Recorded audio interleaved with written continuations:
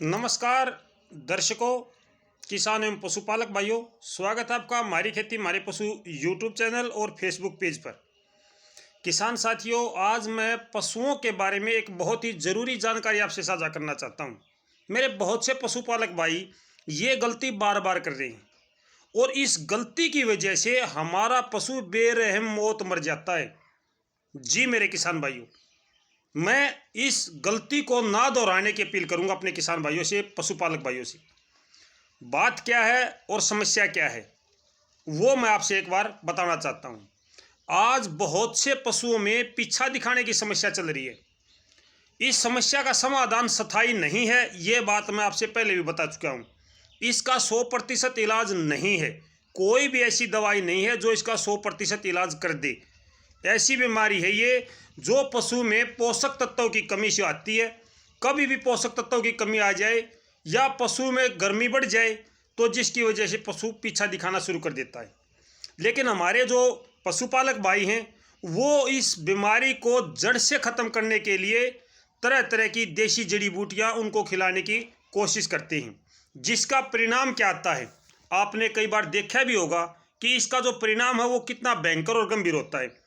किस समय पे अपने पशु को दवाई दें और कब दवाई ना दें।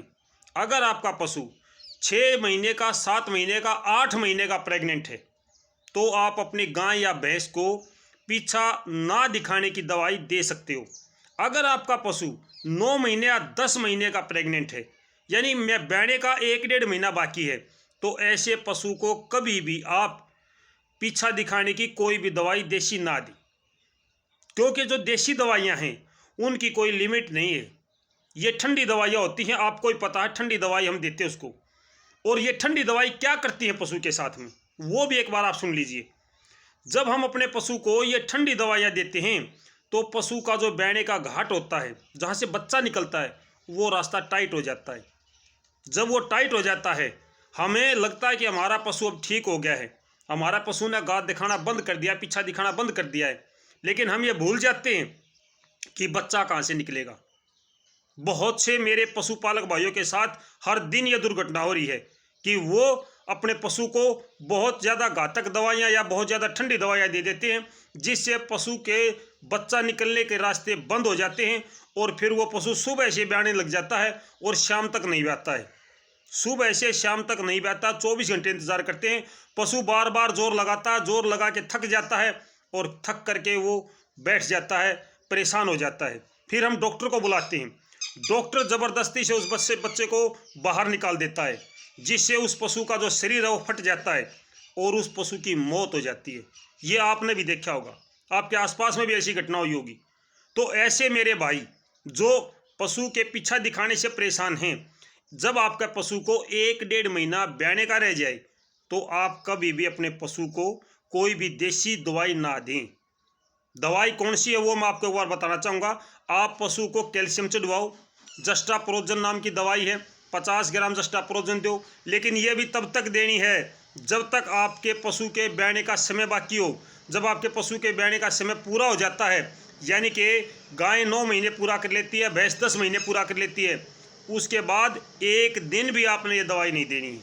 अगर आप ये दवाई दोगे तो आपका पशु ब्याएगा नहीं। मैं आपसे बार बार ये अनुरोध करता हूँ, आज पशु बहुत महंगा हो चुका है, लाखों रुपए की कीमत आज पशु की। और 4 साल तक एक पशुपालक भाई उसको उसकी देखभाल करता है, उसको स्वस्थ रखता है, उसको नहलाता है, पूरा दिन उसके ऊपर डिपेंड करता है।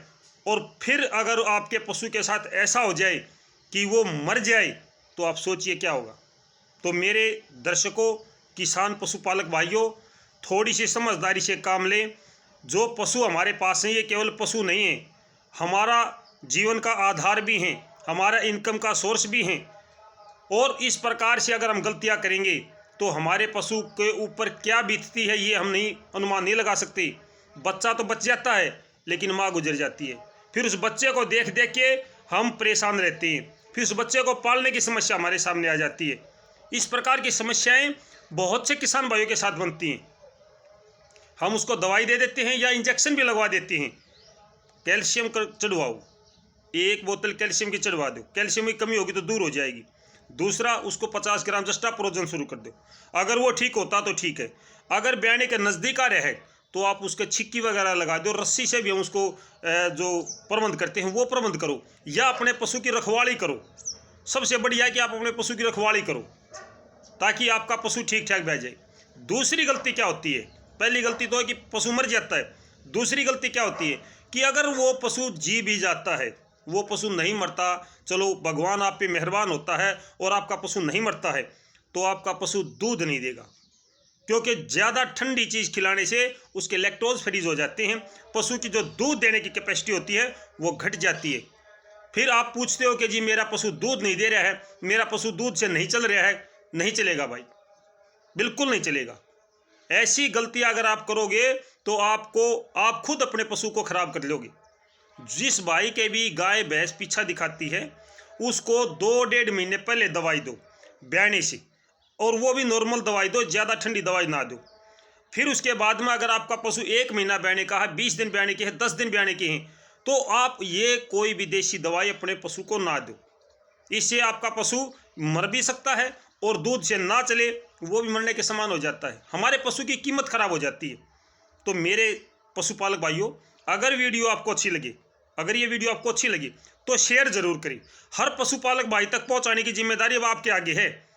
हर दिन नई जानकारी, हर दिन अच्छी जानकारी, सटीक और सही जानकारी मैं आपसे साझा करता हूं। तो मैं उम्मीद करूंगा मेरे दर्शक भाइयों से कि हर भाई के पास में इस वीडियो को पहुंचाने का प्रयास करें, कोशिश करें। तो फिलहाल के लिए इतना ही। फिर मिलते हैं किसी अच्छी जानकारी के साथ, किसी नई जानकारी के साथ। तब तक नमस्कार, जय हिंद।